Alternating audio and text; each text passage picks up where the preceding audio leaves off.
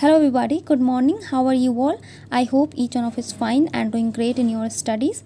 So in this video we will talk about can't section कि आप अपनी can't को कैसे इम्प्रूव कर सकते हो, थोड़ा बहुत जो मैंने अपने तरीके से किया है, ठीक है। क्योंकि मेरी भी कॉन्ट बहुत बेकार थी, बेकार नहीं मतलब ऐसी थी कि मुझे बॉडमॉस का रूल तक नहीं समझ में आता था, ये सिंप्लीफिकेशन अप्रॉक्सीमेशन भी मैं ठीक से नहीं कर पाती थी, ठीक है। ऐसी स्टेज थी मेरी कॉन्ट में और मेरा बैकग्राउंड भी नहीं था कॉन्ट का, ठीक है। बायो साइड से थी मैं, तो मैंने काफ़ी हद तक इम्प्रूवमेंट किया। अभी भी मेरा इम्प्रूवमेंट चल ही रहा है कॉन्ट पे। एंड मुझे कुछ टॉपिक्स में प्रॉब्लम करता है, जैसे कुछ एंड केसलेट वगैरह हो गया। तो वैसे भी सबकी अपनी अपनी स्ट्रेंथ होती है, आप लोगों को भी कॉन्ट में कहीं ना कहीं कुछ ना कुछ प्रॉब्लम ज़रूर रही होगी, ठीक है। तो ये कुछ टॉपिक्स हैं जो मैंने लिखे हैं, जो आपके एग्ज़ाम में जिनका वेटेज ज़्यादा रहता है, ठीक है। ये सारे क्वेश्चंस तो पूछे जाते हैं, जो चीज़ें आपको करनी है, लर्न करना है एंड आपको क्या क्या करना है। जैसे मैं करती आ रही हूँ, जो मैंने किया है वही सब चीज़ें मैं आपके साथ शेयर करने वाली हूँ, ठीक है। एंड लिंक डिस्क्रिप्शन बॉक्स और कमेंट बॉक्स में आपको एक फ्री पीडीएफ का लिंक मिल जाएगा, जिसमें आपको 100 क्वेश्चंस के पीडीएफ दे रखा है। एंड ये 100 क्वेश्चंस आपके कॉन्ट सेक्शन के जो इंपॉर्टेंट क्वेश्चंस हैं, वो जैसे कि आपके डीआई जो एग्ज़ाम में आपकी पूछी जाती हैं, चाहे वो केसलेट हो, चाहे जितनी भी टाइप्स की आपकी डीआई होती है, उसके 2-3 क्वेश्चन हैं आपके। क्वाड्रेटिक इक्वेशन हो गया, अर्थमेटिक हो गया एंड सिंप्लीफिकेशन वगैरह हो गया। तो जो भी आपके मोस्ट इंपॉर्टेंट क्वेश्चन हैं, उनकी एक प्रॉपर 100 क्वेश्चंस की पीडीएफ बनाई गई है। तो फ्री है ई बुक, वो लिंक आपको डिस्क्रिप्शन में मिल जाएगा, वहाँ से आप डाउनलोड करके उसकी प्रैक्टिस कर सकते हो, ठीक है। तो अभी बात करते हैं अपने कॉन्ट सेक्शन की, ठीक है। तो जैसे जो मैंने ये टॉपिक्स आपके लिखे हुए हैं, पहला है हमारा सिंप्लीफिकेशन अप्रॉक्सीमेशन। तो ये क्वेश्चंस जो होते हैं मैंने जितने भी मैंने ये लिखे हैं आपके टॉपिक्स, ये आपके सारे एग्जाम में पूछे जाते हैं। बट वेटेज की बात करें तो थोड़ा बहुत रहता है, लाइक आप क्लरिकल लेवल के एग्ज़ाम की बात करोगे तो सिंप्लीफिकेशन अप्रॉक्सीमेशन के क्वेश्चंस आपके ज़्यादा रहते हैं, 12 to 15 आप मान सकते हो, ठीक है। और अगर वही चीज़ ऑफिसर स्केल की बात हो गई, ठीक है, पीओ लेवल के एग्ज़ाम की, तो वहाँ पे आपके 5 to 6 पूछे जाते हैं, जस्ट हाफ, ठीक है। वो मेंस में भी यही चीज़ रहती है कि जैसे कि पीओ लेवल के एग्ज़ाम में तो आपको देखने को नहीं मिलेंगे सिंप्लीफिकेशन वगैरह, बट क्लरिकल के मेंस में आपको ये क्वेश्चंस भी आपको देखने को मिल जाते हैं, ठीक है। फिर दूसरा आता है हमारा क्वाड्रेटिक इक्वेशंस, ये भी आपको मिल जाएंगे दोनों ही एग्ज़ाम में। और ये सीरीज़ हमारी हो गई, सीरीज़ में आपकी wrong number and missing number दोनों आती है। दोनों में मतलब काफ़ी लोग बोलते हैं कि रॉन्ग नंबर में ज़्यादा प्रॉब्लम होती है, जबकि दोनों के पैटर्न सेम रहते हैं, ठीक है। जो चीज़ आपको जैसे रॉन्ग उसमें मिसिंग में आपको फाइंड आउट करना होता है कि इसके बाद कौन सा नंबर आएगा, वही चीज़ आपको रॉन्ग नंबर में खुद फाइंड आउट करनी है, कहाँ पे जो लॉजिक लग रहा है आपका वो रॉन्ग जा रहा है, ठीक है। तो डिफरेंस थोड़ा सा रहता है, अगर आप प्रैक्टिस करोगे तो वो भी हो जाएगा, ठीक है। डीआई में भी आपकी डिफरेंट टाइप्स की होती हैं, लाइक बार ग्राफ हो गया, पाई चार्ट हो गया एंड केसलेट, ठीक है। तो मुझे इसी में प्रॉब्लम हुई थी, बट हाँ अभी इम्प्रूवमेंट हो रहा है, प्रैक्टिस कर रही हूँ मैं उस पर। एंड ये जो है हमारा अरिथमेटिक, इसमें काफ़ी लोगों को प्रॉब्लम होती है, क्योंकि इसमें हमारे जो कॉन्सेप्ट्स होते हैं वो क्लियर नहीं होते, इस वजह से दिक्कत आती है। मेंस में भी जो हमारी डीआई पूछी जाती है वो अरिथमेटिक बेस्ड ही होती है। इसमें कुछ आप चैप्टर अपने रख लीजिए जिसमें आपको दिक्कत नहीं होती, जो आपको ईजिली अंडरस्टैंड, आप जिन्हें टॉपिक को कर पाते हैं उन्हीं की प्रैक्टिस करिए। कोई ज़रूरी नहीं है कि आपने मतलब जितने टॉपिक्स दे रखे हैं, लाइक टाइम ऑन वर्क हो गया, आपका डिस्टेंस डिस्टेंस के जो आपके क्वेश्चन होते हैं, टाइम एंड डिस्टेंस के, रेशियो प्रोपोर्शन हो गया, परसेंटेज हो गया एंड प्रोबेबिलिटी हो गया, परम्यूटेशन वगैरह हैं, इस तरह के जितने भी क्वेश्चन हैं आपके ट्रेन वगैरह के। तो ये कोई ज़रूरी नहीं है कि आपको सारे टॉपिक्स पढ़ने हैं, जो आपको समझ में आते हैं आप 4-5 टॉपिक ऐसे डिसाइड कर लीजिए जो आपको करने ही करने हैं, जो मोस्ट इंपॉर्टेंट है आपके एग्ज़ाम में पूछे जाते हैं। तो जैसे कि आपका टाइम एंड वर्क हो गया, ठीक है, रेशियो और परसेंटेज हो गया आपका, सॉरी फॉर द नॉइस, और एवरेज हो गया। ये सब आपके क्वेश्चंस ऐसे हैं, मतलब टॉपिक ऐसे हैं जो इम्पॉर्टेंट, जो आपके डीआई में भी पूछे जाते हैं। और इम्पॉर्टेंट में अगर बात करें, टाइम एंड वो ट्रेन की बात भी आप कर सकते हो, ट्रेन एंड डिस्टेंस के जो क्वेश्चंस होते हैं, और पार्टनरशिप, ठीक है। ये सब क्वेश्चन जो होते हैं, टॉपिक जो आप कह सकते हो, चैप्टर, ये आपके प्रिपेयर होने चाहिए, ठीक है। कुछ आप चैप्टर आप डिसाइड कर लो खुद ही, जो आपको समझ में आते हैं। जैसे इन्हीं में से मैंने भी कुछ चैप्टर कर लिए जो मुझे आते हैं, मुझे समझ में आते हैं, मैंने उनको स्ट्रॉन्ग कर लिया है। और जो चीज़ें नहीं समझ में आ रही, हाँ आप वर्क करते रहो, अगर नहीं समझ में आ रही तो इतना आपको करने के एफर्ट देने की ज़रूरत नहीं है, लेकिन कुछ आपको चैप्टर प्रिपेयर ही करने हैं, क्योंकि एग्ज़ाम में उनको मतलब वो पूछे ही जाते हैं उस तरह के क्वेश्चन। जैसे आपका रेशियो हो गया, ठीक है, रेशियो पे बेस्ड आपके बहुत सारे क्वेश्चन होते हैं। मैक्सिमम क्वेश्चन आपके, चाहे वो एज के क्वेश्चन हों, चाहे वो मिक्सर एलिगेशन के क्वेश्चन हो, रेशियो से आपके क्वेश्चन हो जाते हैं। अगर आपको ये चैप्टर समझ में आ गया तो इस पर बेस्ड जो भी क्वेश्चन आते हैं वो आप ईजिली कर लोगे। वही चीज़ आपकी एवरेज एवरेज पे बेस्ड होती है, वही चीज़ आपकी परसेंटेज पे। तो 2-3 चैप्टर आपके ऐसे हैं जिन पे बेस्ड आपके जो और क्वेश्चंस पूछे जाते हैं वो आप इजीली कर पाओगे।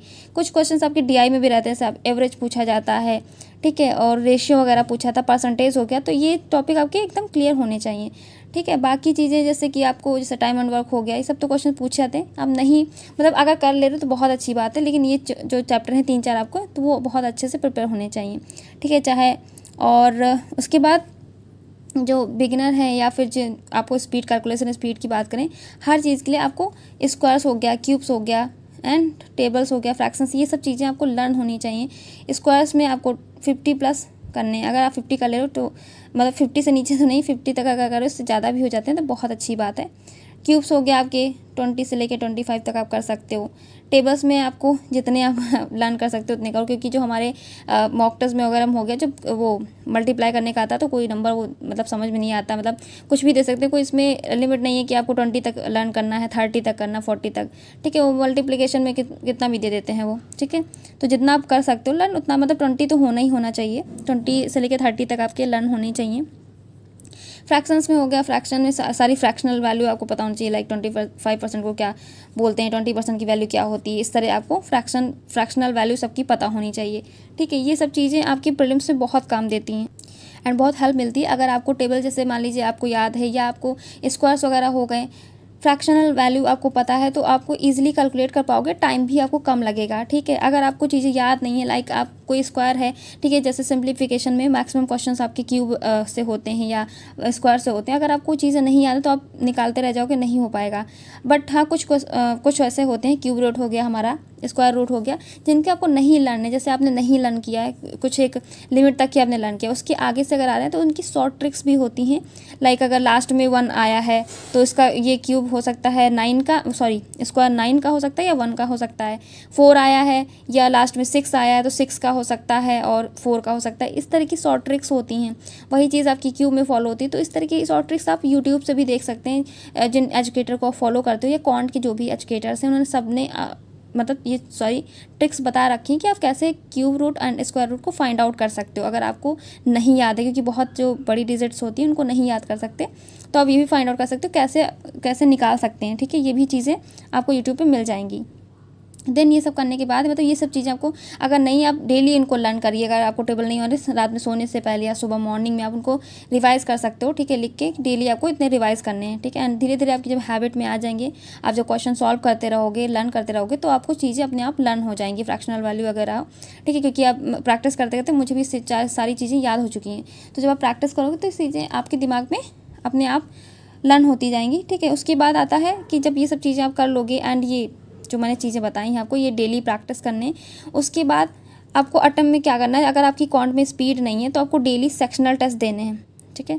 सेक्शनल टेस्ट आप जितना भी मतलब 2-3 सेक्शनल टेस्ट हो गया, अगर आपके पास नहीं है तो डेली क्विज़ेस हो गई। एंड डेली क्विज़ेस आपको कहीं पे भी अवेलेबल मिलेंगे, जिस वेबसाइट से आप पढ़ाई कर रहे हो, जितने भी मॉक टेस्ट हैं आपके पास, सब पे आपको फ्री क्विज़ेस अवेलेबल रहती हैं, चाहे वो अड्डा हो, चाहे टेक्स्ट बुक हो, चाहे प्रैक्टिस मॉक हो, मतलब जो भी टेस्ट सीरीज आप यूज़ करते हो, सब जगह आपको फ्री क्विज़ेस अवेलेबल मिल जाएंगी, ठीक है। टॉपिक टेस्ट भी हैं, तो ये सब भी प्रैक्टिस मॉक में आपको दे रखे हैं, नहीं है तो आप परचेज़ कर सकते हो, ठीक है। चाहे कोई भी टेस्ट सीरीज आप परचेज़ कर लो, वहाँ पे आपको सेक्शनल टेस्ट भी मिल जाएंगे, टॉपिक वाइज भी टेस्ट मिल जाएंगे, जैसे कि ये अर्थमेटिक के टॉपिक मैंने बताया आपको, रेशियो हो गया आपका, एवरेज हो गया, परसेंटेज हो गया, इन टॉपिक्स के आपको क्वेश्चंस चाहिए, आपको प्रैक्टिस करनी है, तो उसके टॉपिक वाइज आप टेस्ट देकर भी उसकी प्रैक्टिस कर सकते हो। एंड डेली क्विज़ेस में आपको जो आपके कैलकुलेशन स्पीड को लेके हो, चाहे टॉपिक वाइज हो, उसमें भी आपको मिल जाएंगे डेली क्विज़ेस में। सिंप्लीफिकेशन, क्वाड्रेटिक इक्वेशन हो गया, सीरीज हो गया, एक अलग से स्पेसिफिक कुछ 15 क्वेश्चंस की वो भी हो जाएगी, उससे भी आपकी स्पीड ही इंप्रूव होगी, ठीक है। धीरे धीरे कैलकुलेशन स्पीड भी आपकी इंप्रूव होगी, एंड सेक्शनल टेस्ट से भी, ठीक है। इसमें आपको सेक्शनल टेस्ट में आपको सारी चीज़ें मिलेंगी, चाहे वो सिंप्लीफिकेशन हो, चाहे वो अर्थमेटिक हो, चाहे डीआई हो, जितने भी टाइप्स की ये मैंने बताए हैं, आपको सारे क्वेश्चंस सेक्शनल टेस्ट में मिल जाएंगे, ठीक है।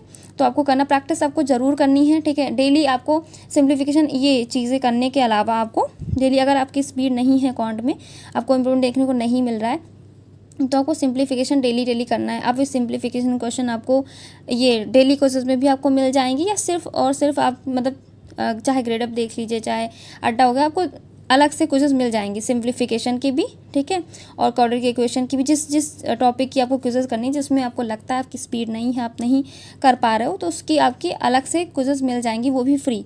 तो आप उसकी प्रैक्टिस करके उसकी स्पीड भी इन्हांस कर सकते हो। डीआई की भी मिल जाएंगी, ठीक है। लेकिन अगर आपकी अरिथमेटिक में प्रॉब्लम आ रही है तो आप अरिथमेटिक के एक एक चैप्टर करके आप उनके अगर कॉन्सेप्ट नहीं क्लियर है तो पहले उनके कॉन्सेप्ट क्लियर कीजिए।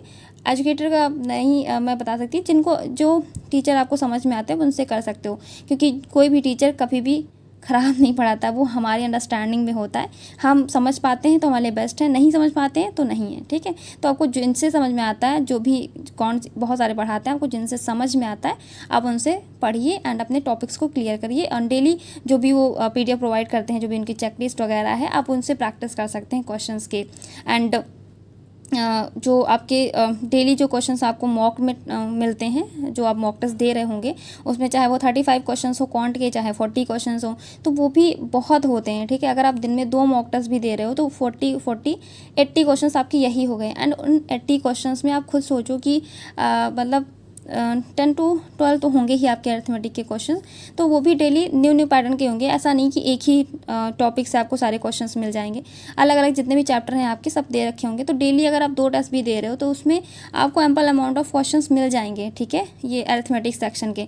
तो आप वहाँ से भी प्रैक्टिस कर सकते हो और उससे आपको एक आइडिया भी लग जाएगा कि किस तरह के क्वेश्चन पूछे जाते हैं आपके अपडेटेड पैटर्न के, क्योंकि क्वेश्चन तो बहुत हैं, लेकिन जो आपके रियल एग्जाम में पूछे जा रहे हैं आपको उन क्वेश्चन की प्रैक्टिस करने की ज़रूरत है।